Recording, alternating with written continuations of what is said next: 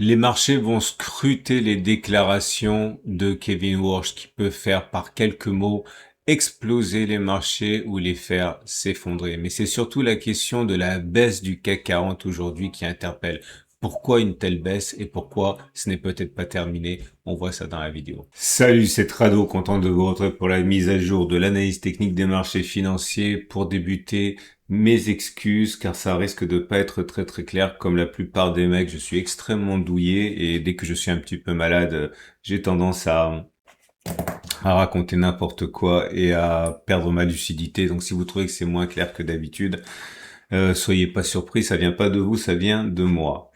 Alors aujourd'hui, on attendait deux choses et on a été servi. Tout d'abord la réaction des marchés aux chiffres phénoménaux de Nvidia. On a vu, hein, c'est pas tant qu'il ait battu le consensus, c'est également qu'il a donné une guidance absolument époustouflante et le discours autour du fameux point d'inflexion. Regardez la vidéo d'hier qui a été très bien accueilli par les marchés et derrière il y a eu tout un phénomène d'entraînement sur les actions du Nasdaq qui progresse, mais le SP500 a progressé également, hein. Donc le Nasdaq a pris 1,4%. Et donc pour l'instant tout va bien. On a eu également des statistiques qui étaient attendues, c'était les demandes d'allocation. Alors on est toujours dans cette situation un petit peu, on va dire, c'est pas de la schizophrénie, mais ça y ressemble un petit peu. On sait pas si good news c'est bad news ou si bad news c'est good news, mais en tout cas, ça dépend énormément de la manière dont les observateurs vont prendre les news. Alors là, justement, les demandes d'allocation chômage qu'on attendait ont été meilleures que prévu, c'est-à-dire qu'il y a eu moins d'allocations chômage demandées. Alors, dans l'absolu, c'est une bonne chose. Quand il y a moins d'allocations chômage, c'est qu'il y a moins de gens au chômage. Et quand il y a moins de gens au chômage, c'est que l'économie, toute chose égale par ailleurs, elle tourne bien. Donc ça, normalement, ça devrait bien parce que ça veut dire que eh bien derrière la croissance économique, l'activité, etc. est bonne et que l'économie américaine ne souffre pas trop de la hausse du prix du pétrole et tous les progrès de l'intelligence artificielle qui supposément menacent les emplois. Donc ça c'est bien. Maintenant il faut savoir que la problématique du moment, la grille de lecture du moment, il faut toujours garder la grille de lecture du moment en tête. Eh bien, la grille de lecture du moment, c'est les taux de Kevin Warsh, de la Fed. On sait très bien que Kevin Warsh a menacé d'augmenter les taux d'intérêt s'il fallait le faire pour protéger la valeur du dollar.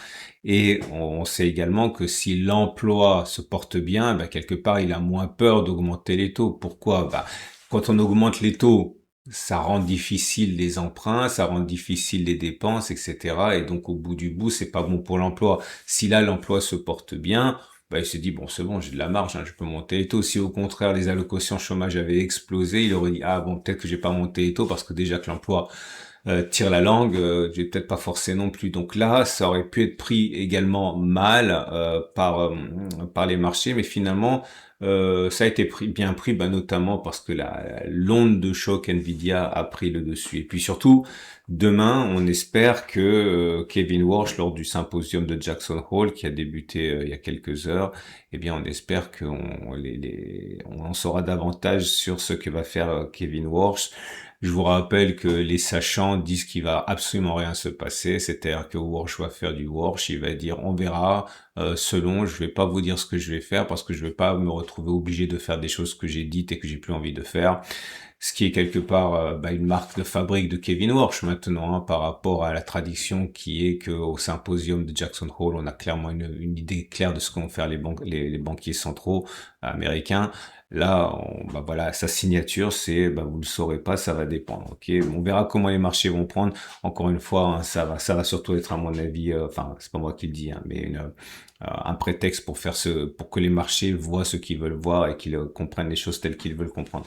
Alors important aujourd'hui, c'est le marché français, le CAC 40, qui s'est cassé la figure en solo, puisque alors que le DAX prenait 0,3, le CAC a pris 1,7. Et j'ai eu beaucoup de messages me disant qu'est-ce qui se passe, Trado? Regardez comme elle est moche la bougie du jour. Alors en fait, ce qui s'est passé, c'est que il y a une sorte de faisceau d'éléments qui sont autant de drapeaux rouges, de chiffons rouges qui sont agités. Tout d'abord, il y a eu cette histoire de voilà, lors des rencontres organisées par le MEDEF, on en sait davantage sur ceux qui risquent de passer au niveau se passer au niveau des programmes, et les observateurs se disent purée, mais enfin c'est pas moi qui le dis, hein, c'est comme ça que c'est perçu, ils disent que c'est vraiment n'importe quoi. La France est super endettée, on est passé dans la deuxième moitié en termes de performance économique, en termes de PIB par habitant, etc., par rapport à nos voisins de l'Union européenne et pays développés, etc. On se dit vraiment, il y a le feu, et qu'est-ce qui se passe? On a le choix, c'est pas mon opinion, hein, c'est ce qui se dit. On a en gros le choix entre deux programmes, que ce soit l'extrême gauche, enfin que ce soit LFI ou le Rassemblement national. On a des programmes qui ne prennent pas les problèmes à bras le corps. Donc ça fait très peur pour la santé économique de la France.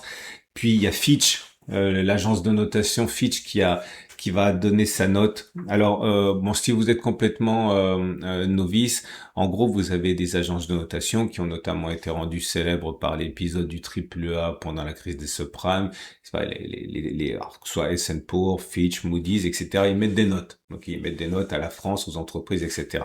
Et c'est vachement important parce que selon la note que vous allez recevoir, ok, vous allez avoir plus ou moins de facilité à emprunter de l'argent. Bon, clairement, si un pays est noté très bien, triple A, eh bien, ça veut dire que quand il emprunte de l'argent, eh bien, on lui fait un bon taux parce qu'il est sûr. Par contre, s'il a une mauvaise note, eh bien, après, quand on lui prête de l'argent, on va lui demander beaucoup de taux d'intérêt parce qu'il n'est pas sûr. Alors, c'est vrai pour les entreprises, c'est vrai pour les États. Et Fitch avait déjà dégradé la dernière fois la France, et là on a peur demain qu'il dégrade encore. Alors, pourquoi est-ce que ça joue?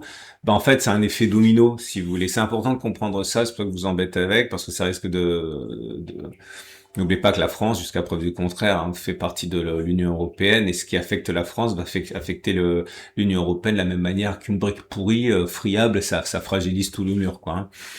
Et donc l'idée, c'est que si Fitch décide de dégrader la note de la France, eh bien la notation des banques françaises vont également, va également baisser. C'est pour ça qu'aujourd'hui vous avez une hécatombe au niveau du secteur bancaire français, parce que justement ils sont gavés d'obligations de l'État français.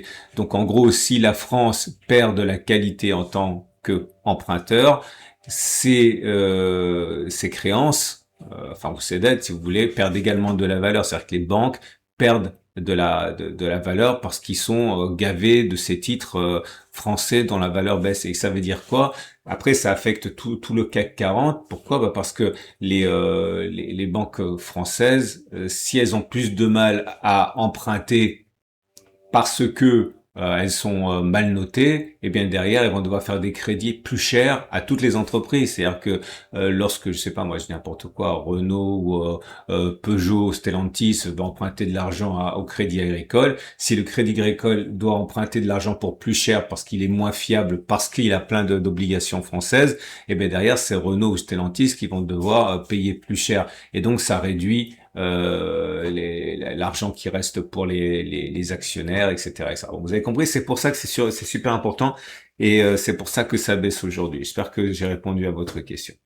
On va donc passer maintenant, comme d'habitude, à l'analyse des marchés américains.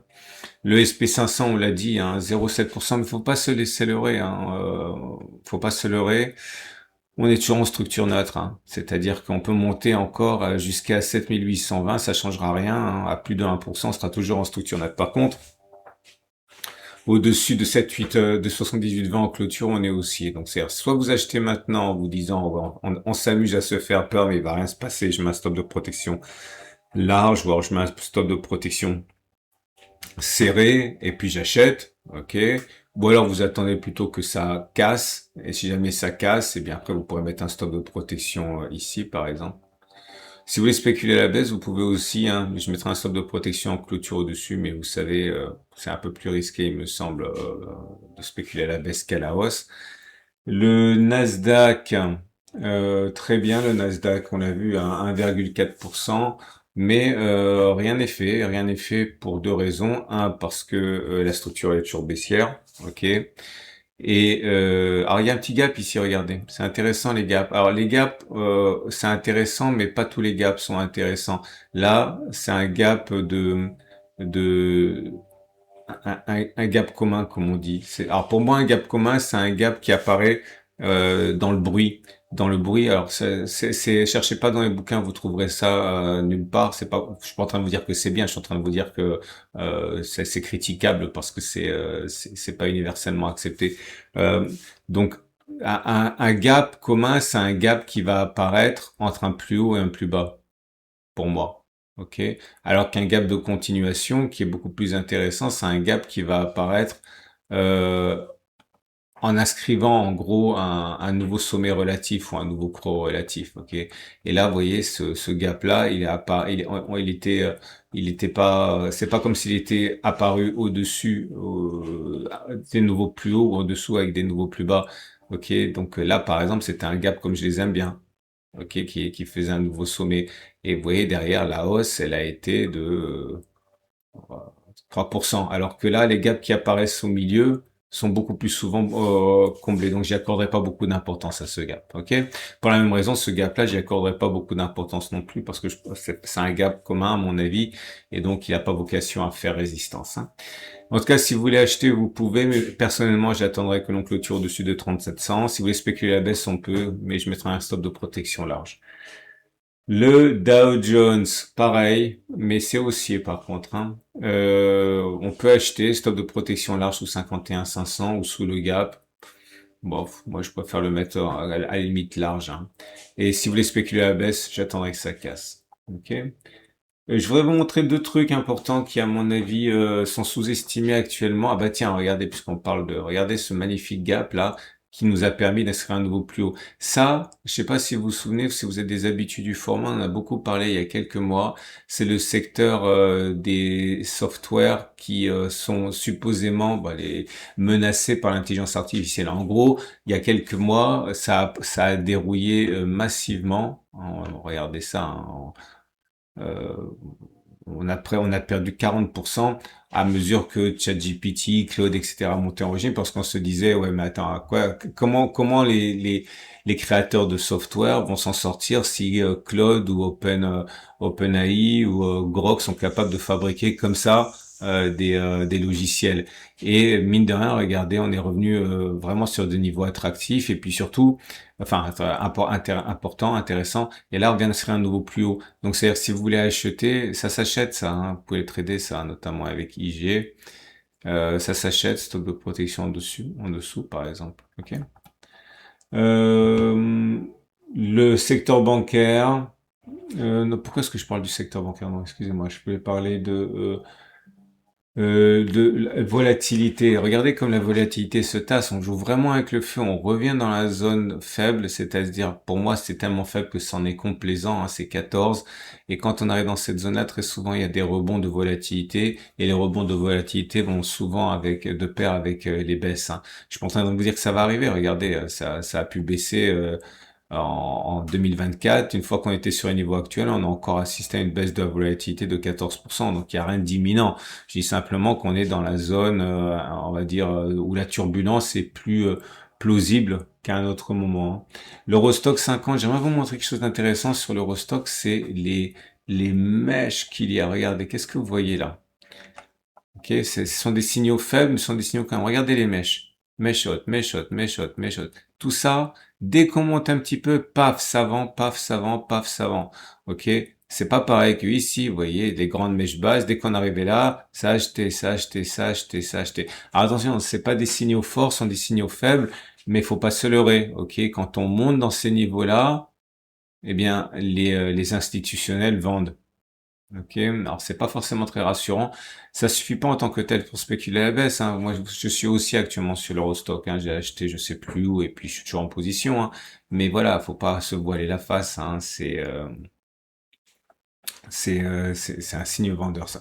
Si vous voulez acheter, vous pouvez. Je mettrai le stop de protection sur 61,80 en clôture. Attention, si Fitch dégrade la France, ça risque de plomber l'Eurostock parce qu'il n'y a pas que les banques françaises qui ont des obligations de l'État français. Vous avez toutes les banques européennes, hein, et elles sont surreprésentées dans l'Eurostock 50. Hein. Par contre, évidemment, si c'est l'inverse, ça fera du bien à l'Eurostock parce qu'il y a eu des dégagements aujourd'hui. Le DAX 40, là pareil, en matière de signaux faibles, c'est intéressant, hein, 6 bougies vertes d'affilée. Des bougies vertes, c'est-à-dire que l'on clôture plus haut que l'on a ouvert. C'est un signe faible de hausse, hein, tout ça. Si vous voulez acheter, vous pouvez, stop de protection sous 24 650. Si vous voulez spéculer la baisse, j'attendrai que ça casse. Le CAC 40 dont on parlait tout à l'heure, c'est pareil. Oh, quelle est moche cette bougie. Mais bizarrement, elle est toujours haussier. Vous voyez, on est toujours haussier. Et si vous voulez acheter, vous avez un stop qui est pas cher en vérité, hein, par rapport au potentiel de hausse. Regardez, si on achète maintenant et qu'on croise les doigts et qu'on remonte sur les précédents sommets, avec un stop de protection en cas de clôture sous le support, vous avez un ratio gain risque de 3. Hein. Donc voilà, même si vous avez une chance sur deux d'avoir raison, ça peut être intéressant.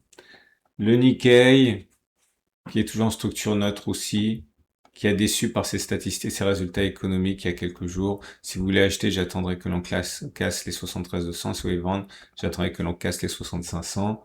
L'or et Bitcoin, mes préférés du moment, notamment à cause du discours de Walsh, dont on craint qu'il ne fasse rien pour renforcer le dollar, justement. J'y reviendrai le cas échéant. Si vous voulez acheter, on peut mettre un stop de protection large sous 43,00. Moi, j'ai acheté ici. Donc, mon profit est en train de fondre à vue d'œil, mais c'est toujours bon pour l'instant. J'ai mon stop de protection à 43,00. Si vous voulez spéculer à la baisse, j'attendrai que ça casse. À mon avis, si ça décroche, le gold, ça sera un prétexte pour beaucoup de rentrer à bon compte. Hein. Silver, pareil, 0,7%, 0,6% de ce moment où je parle. On peut acheter stop de protection sur 62, on peut spéculer à la baisse en cas de cassure des 62. Le cuivre qui mollasse, mais voilà, faut pas oublier quand même sur des records, on est sur des niveaux records. Hein. Regardez ça. Hein. Donc on peut se plaindre que ça va pas assez vite, mais ça reste quand même une très belle performance tendanciellement ici. Hein. Stop de protection sur 5,9, je suis acheteur sur le cuivre aussi depuis un moment. Le pétrole qui navigue à vue, ok. Enfin, c'est plutôt indécis, mais j'ai l'impression qu'il y a une pression baissière, ok. Mais ça m'intéresse pas de trader ça parce que c'est trop dépendant des news. Bitcoin, j'aime bien, j'aime beaucoup. J'aime beaucoup, beaucoup. Si vous voulez acheter stop de protection 75 500 pour un stop serré ou alors stop large en dessous des 62 000. Ethereum, j'aime encore plus. Et je dis pas ça parce que je suis biaisé, que je suis en position, mais euh, franchement, il est bien. Stop de protection sous 18-20. Moi, je suis rentré ici, j'ai déjà pris TP1 ici, et puis maintenant je suis en trading stop, en stop win. Voilà, on a fait le tour. J'espère que vous avez quand même compris ce que j'ai raconté, même si c'était pas forcément très clair, quoique c'était pas très compliqué ce que j'ai raconté aujourd'hui. Je vous souhaite une excellente journée. Demain, comme d'habitude, Commitment of Traders, tout faudra pas louper, et puis on croise les doigts, on serre les dents, on serre les poings pour le discours de Walsh. Mais encore une fois, quoi qu'ils disent, ça sera la manière dont ça sera perçu, parce qu'il va rien dire de très important, les spécialistes disent. Hein. À demain pour la mise à jour.